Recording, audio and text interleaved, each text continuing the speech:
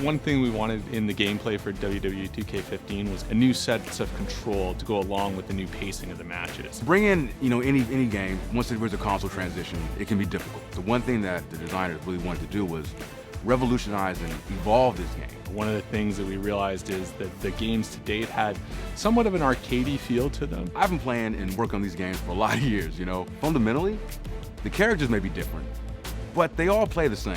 And that's one thing that's always stuck in my craw. But now, when it comes to the Xbox One and the PS4, those shackles are off. So we started looking at things like pacing and flow and how does a match start? What's the middle feel like and what does the end feel like? So there's a really good buildup of momentum and excitement through the course of a match. There's that moment in the beginning where they're testing each other out.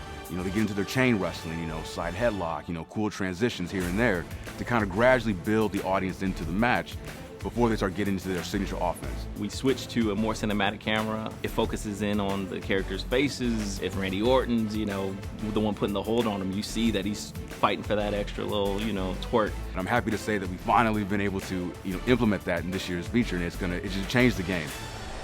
Oh, there it is! So as part of that, we rethought everything from animations, controls, how you interact with the people, how fatigue sets in. And to do that, a big part was actually shooting a lot of animations. Working with visual concepts, we have been mocapping like crazy. Let me tell you, when I'm not in my office, I'm at the mocap studio getting all the latest moves, entrances. The motions we're getting are just simply amazing. Wrestling video games aren't anything without animation data, and so we brought the game up to our own 2K mocap studio and have shot an immense amount of animation, over 6 times more animation than was shot in any previous year, and that's going to help us really kind of bring this new experience to life. Ooh. Seeing the way the game is coming together on next gen is really impressive, and as a fan of the series and as a fan of wrestling, we've really hit our stride with this game.